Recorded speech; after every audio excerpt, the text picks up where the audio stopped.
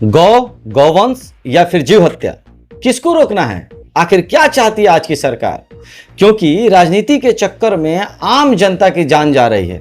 उत्तर प्रदेश में 2017 में गौवंश को लेकर के 10 साल की सजा और 3 से 5 साल की 5 लाख के मुआवजे के साथ बुलडोजर वाली कानून भी पारित की गई, जिसकी वजह से मुस्लिमों ने गौवंश कारोबार को लगभग बंद कर दिया, जिसकी वजह से बहुत सारे स्लॉटर हाउस बंद कर दिए गए। और साथ ही साथ दूसरी तरफ इंडिया दुनिया का सबसे बड़ा बीफ एक्सपोर्टर के लिस्ट में ऊपरी पायदान पर आ गया। वहीं इलेक्टोरल बॉन्ड से भी पता चला कि बीफ बेचने वाली कंपनियों से आज की सरकार ने चंदा लिया। शायद मोदी सरकार में यह मान लेना चाहिए कि देश में बीफ कोई नहीं खा सकता।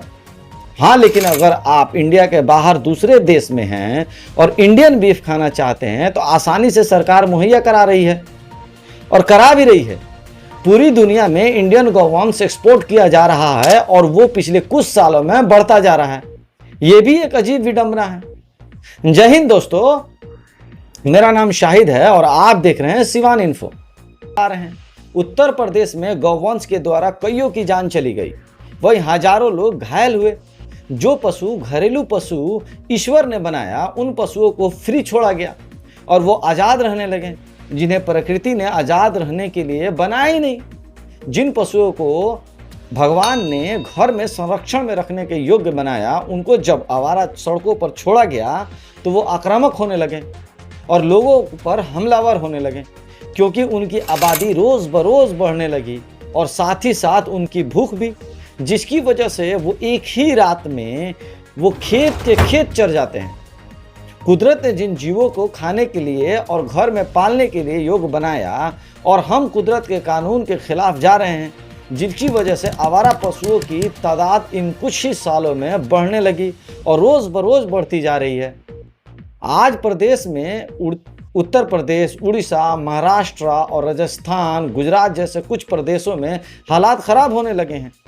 हाँ, ये सही है कि शहर में अमीर लोगों के लिए ये बहुत ही बढ़िया कानून लगता होगा, लेकिन जिन लोगों को खेत हैं या फिर पशुपालन से जीवन चलती है, वो ज़्यादातर लोग गरीबी रेखा से नीचे रहते हैं और उन लोगों के लिए जीवन में बड़ा कठिन होने लगा है।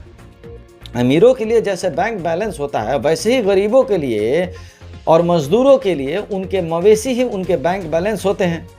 चाहे उनकी बेटी की शादी हो या बीमारी में इलाज कराना हो, उसके लिए पैसा चाहिए तो वो अपने बैंक यानी कि पशुओं को बेच देते हैं और अपनी ज़रूरतों को पूरा करते हैं। जब ज़रूरत पड़ता है वे अपने पशुओं को बेच करके अपना जीवन यापन, यही तरीका है उन गरीबों का जीवन यापन करने का। लेकिन एसी रूम में बैठे नेता और हराम की कमाई खाने वाले चाटुकारों को ये कहाँ पता चलता है कि कैसे गरीबों की मुश्किलें बढ़ रही हैं। अमीर लोग या विदेश में रहने वाले एनआरआई अंकिल जो हैं, उनको फेसबुक में बयान बांटना और टीवी पर बैठे एंकर को क्या पता चलता है कि गरीबों के लिए उनके धर्म के नाम पर, उनके पशु धर्म के नाम पर उनका बैंक बैलेंस पर हमला किया गया है। अभी कुछ ही दिनों में मुसलमानों का त्यौहार बकरीद आने वाला है, जहां मुस्लिम परिवार गरीबों और पशुपालकों के घर जाते हैं और बकरा खरीदते हैं। उस बकरे को घर लाते हैं और उसे बलिदान देकर उसमें से मिले मीट को 3 भागों में बांटते हैं। उन 3 भागों में उनको बांट देते हैं, जिसके बाद एक भाग गरीबों को दिया जाता है और एक भाग अपने रिश्तेदार गरीबों को और एक भाग खुद रखते हैं। और आपको पता है कि इस महंगाई के दौर में खुद से मीट खरीदने के खाना क्या गरीबों की बस की बात है? अगर बकरीद और होली जैसा त्यौहार ना हो तो कुछ परिवार ऐसे भी हों जो जीवन में कभी भी मीट खरीद के ना खा पाएँ और कुर्बानी के बाद चमड़े को किसी गरीब की संस्था को दे दिया जाता है। वो संस्था उस चमड़े को कंपनियों को बेच देती है और उसे चमड़े से कपड़े, बेल्ट या फिर मशीन के पार्ट या कोई वॉशर या बेल्ट बनता है। ईश्वर एक पशु से कितनों का भला करता है आप देख सकते हैं। जैसे गरीबों के घर में पशु खरीदा गया, जिसकी वजह से उनका जीवन यापन आसान हुआ। अगर हम उस पशु को ना खरीदते तो वो पशु किस काम का होता उनके। इंडिया में लगभग 24 करोड़ मुस्लिम हैं। चलो अगर मान ले कि 20 करोड़ ही हैं, मान लीजिए कि 10% ही कुर्बानी करेंगे तो उनमें से लगभग 10 करोड़ तो कुर्बानी करेंगे ही। और एक बकरे की कीमत कम से कम 10,000 होता है तो 20 करोड़ का 10% होता है 2 करोड़। और अगर कम से कम कीमत ले एक बकरे का तो 10,000 होता है। इसका मतलब है कि 2 करोड़ गुना 10,000 यानी कि 20,000 करोड़ सीधा फायदा जाता है। न किसी चाइनीज कंपनी या किसी अमेरिकन कंपनी को ये सीधा फायदा, और न ही किसी भ्रष्ट नेता की जेब में। ये सीधा फायदा जाता है इंडिया के मजबूर, गरीब और पशुपालक के जेब में। मान लीजिए कि एक किसान साल में 10 बकरियां पालता है, यानी कि उसका मतलब है कि 20 लाख लोगों को रोजगार मिलता है। हर बकरे का गोश्त 20 गरीबों में बांटा जाता है, और उसका मीट जब बांटा जाता है तो ना ही कोई धर्म, न जात, न पात देखा जाता। यानी बकरीद में खाना मिलता है 2 करोड़ बकरे, 2 करोड़ बकरे गुना 20 गरीब, मतलब कि 40 करोड़ लोगों को खाना मिलता है। इसका मतलब है कि इस एक बकरीद से 20,000 करोड़ का बिजनेस जनरेट होता है और 20 लाख लोगों को रोजगार मिलती है और लगभग 40 करोड़ लोगों को खाना मिलता है। आप अपने विवेक से समझे, धर्म और राजनीतिक से उठ करके सोचे, वरना आपको दुनिया के कुछ चमन गोबर बुद्धि मिल ही जाएंगे जिनकी बातें आपको मंद बुद्धि बनाने के लिए काफ़ी हैं और आप हंसी के पात्र बनने के योगदान होंगे।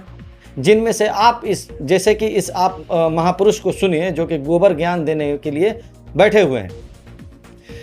क्या आप चाहते हैं कि आपके बच्चे भी ऐसे ही ज्ञानी से ज्ञान ले?